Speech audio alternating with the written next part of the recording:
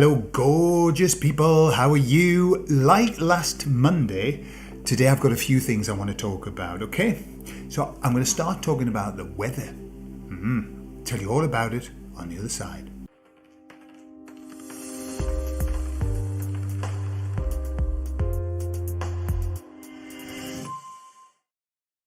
So I was reminded of an interview an undercover interview that Project Veritas did with a guy from CNN. And he was talking about the fact that people were tired of the COVID narrative. They just were tired. And so they knew that it didn't have much legs. It wasn't going to last much longer. So they had made the decision that they were going to move from that into the change of the climate. Okay, I have to split that word up just in case. So, and he said, and the girl said, so what's that look like? What are you going to do? He said, I don't know, we'll just be, just repeating over and over and over again that it's changing, showing how the temperatures are changing, showing weird weather events, etc. He said, and we'll just be, we'll be pushing that now. And would you believe? I mean, it's incredible. That's exactly what they've been doing. Obviously, they had a little... what I see is that they're not very coordinated. I'm not seeing them very coordinated. They look a little bit sort of scattered because there's certain groups that are pushing the pox, the narrative, still pushing it, but it's not gaining hold. It's just not gaining hold, and the media isn't pushing it. It's the media's not pushing it. It's almost like they know that one's not going to work. So I see a little bit of disparity going on, but the media absolutely is pushing this change that's happening, supposed change. And we've seen the weather maps, exactly the same temperature 30 years ago in a green map, and now it's a red hot map. BBC even had a map that was in flames, even in flames. I mean, that's all hypnosis. You do know that. That's hypnosis. You can get people to feel heat just by telling them that it's hot, even when it's not. Okay, it rhymes.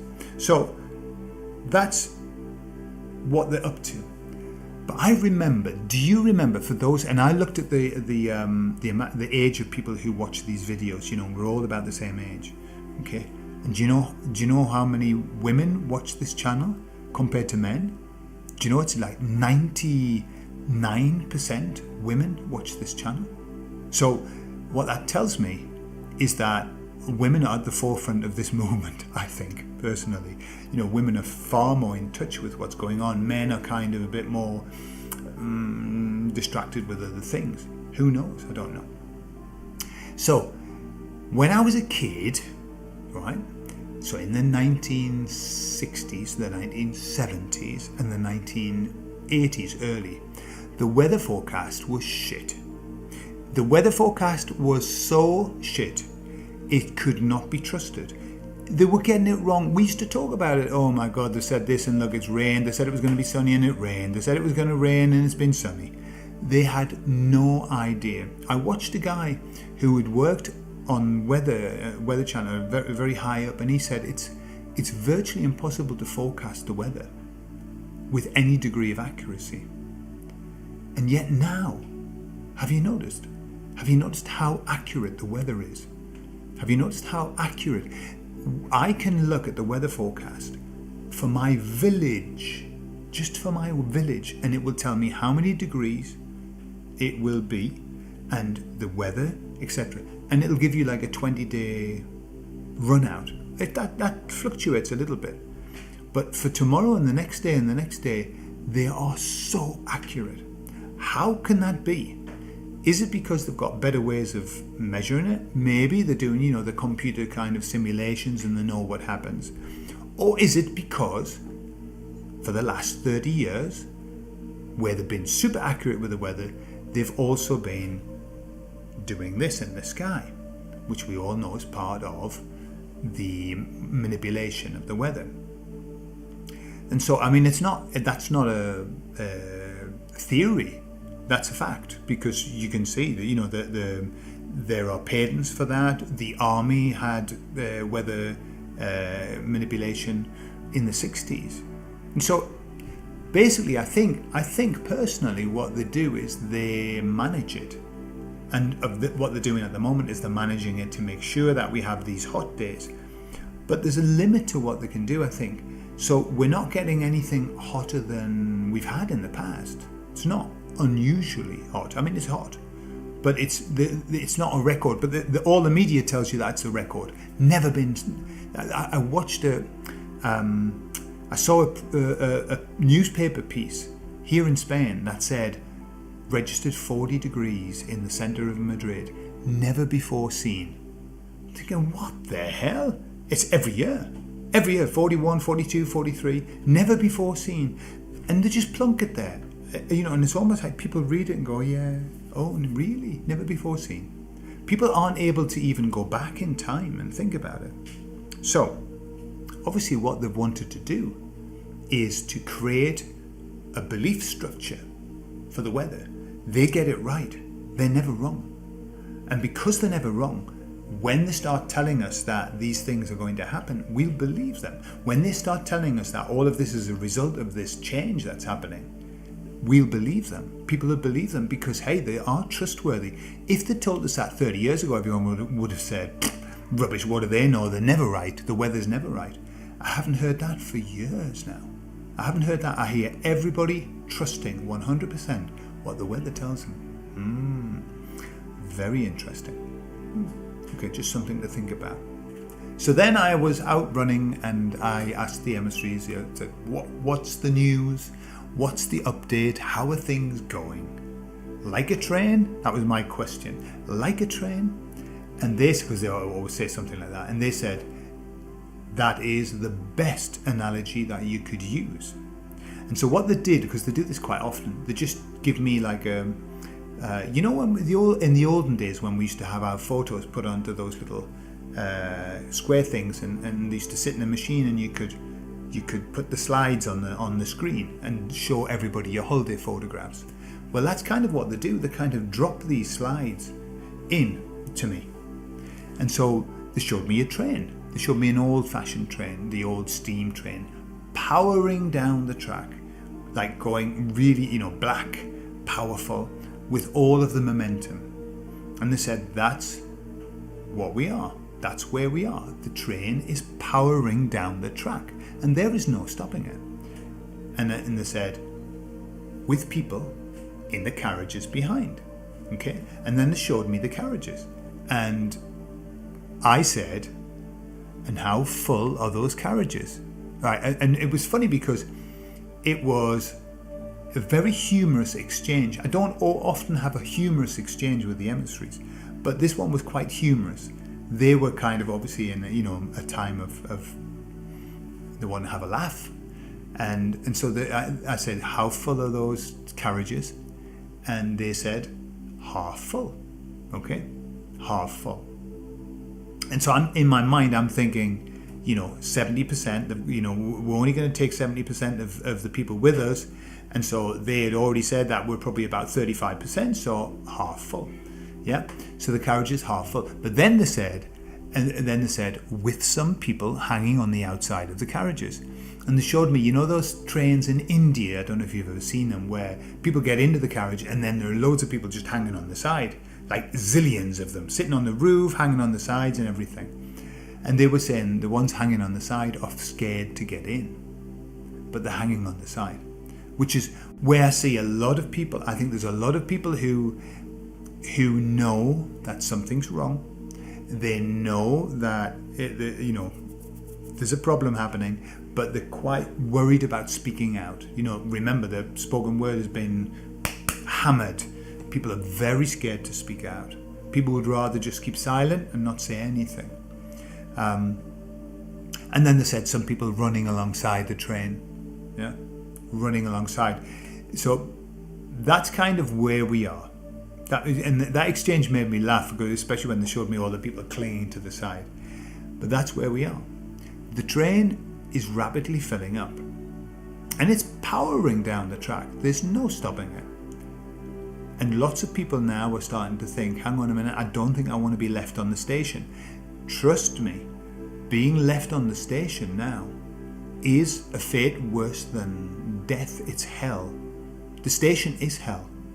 Imagine being left there, left behind with the woke people, left behind with the no mark people, left behind with all of those people who are virtue signaling and wanting to be the best, worst person you could possibly be.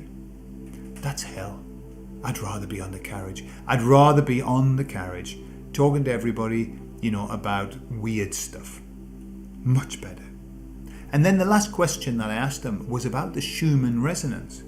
And lots and lots of channels show you the Schumann resonance. It's been going crazy lately, hasn't it? Like big swathes of white. So I said to them, does the Schumann resonance affect the vibe, the energy? And they said yes. Yeah. And then I said, so why does it pulse? Why is it that we have pulses and then it stops? And they said, the pulse is there to raise the vibration. However, everybody knows that when there's a big pulse, we all feel a little bit weird. We feel like, whoa, some people feel very weird. So they're saying what happens is we get raised up the pulse, and then the pulse goes, and then we can acclimatize. We can get used to that level. Basically, the Schumann resonance is showing how we are being taken up. It isn't the Schumann resonance that's doing it. The Schumann resonance is measuring what's happening, this raise in vibration. So they're saying we get shunted up, a burst, and then we have to acclimatize. And then we get another burst, and then we have to acclimatize, okay? And that's how it works. So I said, well, there's lots of talk of the solar flash and the like a big boost. Will that happen? And they said yes and no. Okay. And what they explained was that what's going to happen is that the bursts that happen, they're going to become more frequent. They're going to get faster, and the gap in between is going to be less. And they said as we increase our vibration, we will need less time to get used to the new level. It'll be easier each time, easier. And so they said what's going to happen is it gets faster and faster until the point where the gaps in between are imperceptible. And so that's kind of like that big whoosh where it's happening so fast that you don't even realize that there are gaps in between. Yeah. So that's what they said we're heading toward. So when we have these Schumann resonance bursts, our vibe's being pushed up and we feel like a little bit disoriented sometimes. Sometimes we can feel a little bit like scared or paranoid or whatever. It's just a boost up. But that's only going to get stronger. So that's nice, isn't it? So what can we take from that? We can take from that the change that's happening is not about us, or we are very much a part of it. But I think we came here to be witnesses of what happens, rather than to bring about what happens. Because I think what's going to happen is going to happen. There is no way round it. There isn't a way of stopping it. It was always going to happen. It's always been on the plan. And so we are just here, almost like, we have come to have the last drop on the roller coaster ride. We've signed up for it. And we've got to enjoy it, even though it's very difficult sometimes to enjoy this. You've got to be slightly sadistic to get enjoyment out of it. But sometimes it is enjoyable. Especially when you see, for example, when you see where we are now compared to where we were 2 years ago. In terms of the information, everything that we were saying now is starting to come out on even on mainstream, and not only mainstream, but I think there are lots of the alternative news, which is springing up everywhere. They're the ones that are giving this information, and lots of people are turning to the alternative news. The mainstream media has lost so much credibility. It's awesome. It's awesome. I watched just the latest polls, and it's half of the nation in many countries have no faith, neither in politics nor in the media. That's a lot. That is a lot.